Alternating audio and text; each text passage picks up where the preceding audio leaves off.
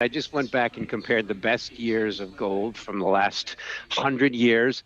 And this morning, gold was ranked seventh. Guess what year was behind? 1934. 1934 is significant because that was the year Oh, after wow.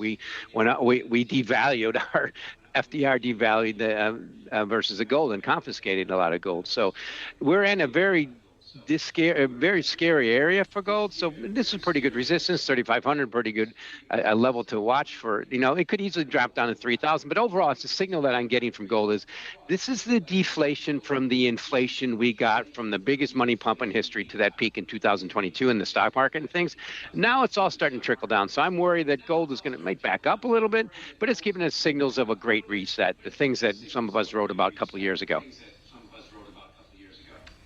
So again, I think I asked this question a lot, Mike, and I'm trying to get a handle on how people think about valuation of a commodity like gold. Do you just, if you're a gold bug, you buy it? If you're concerned about the world, you buy it? If you want to take some more risk, maybe you sell it and buy some other stuff? Is that how you think about it? Yeah.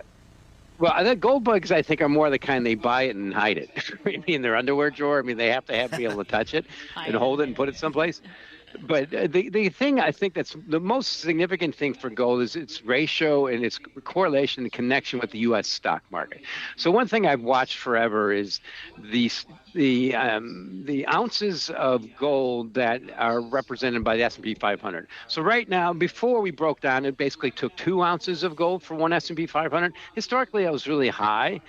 And now it's breaking down to about 1.5. And historically, it's closer to 1. So I think we're heading towards that 1-to-1 level, particularly with Bloomberg Intelligence expecting the S&P 500 to get to near 4,000 in the case of recession. So it might be a good meeting place. S&P 500 gets to 4,000, gold gets to $4,000 an ounce, and they meet back at 1. Historically, that's the place. So that's the number one. But bottom line, the key thing is it's really hard to value something. Like I said, a key thing I want to point out about gold that really changed this year. Before we had central banks buying, in the last 4 years, ETFs were net outflows on gold. But this year, we have significant inflows in gold ETFs, up almost 10%.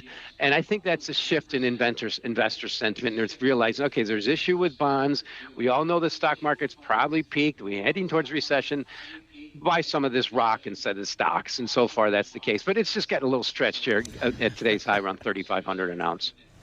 Well, definitely gold. The key thing I've been watching, and I've really been somewhat flummoxed by, is copper. Copper's already had a good year. It started around 4.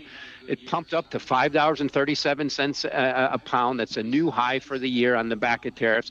It dropped back to 4, and now we're around $4.80. I think on a global basis, certainly as you see as downward revisions of global GDP and what's happening with China and the rest of the world facing tariffs, I think copper's more at risk of going back to towards 3 than staying above 5. It really hasn't done yet, so it's staying pretty resilient. But I don't know if we want to put it in the same category, but technically Bitcoin's classified as a commodity by the CFTC, and that's the one that's really been showing somewhat divergent strength lately. Yeah, the kids don't talk about Bitcoin as much as they used to. Oh, they do. No, they totally do. Okay. I mean, you just listen to Katie, Tim. Okay. They totally talk about Still it. talking Yeah, about it. yeah. All right. Is it moving as a safe haven, Mike? Well, it has been, shockingly, because in my view, people claim it's a safe haven, but it trades at much higher volatility than the stock market and gold.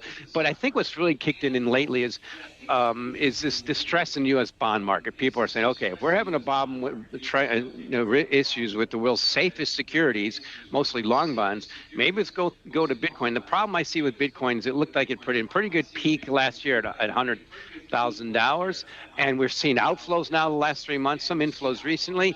And I think the key things people are realizing is that whole crypto space is a much higher correlation to the stock market than risk-off assets. In short term, right now at 90,000, it seems more of a bit of a feint, and I think the risks are if stocks start rolling over, that the whole crypto space does the same, and Bitcoin is in that area of risk on now.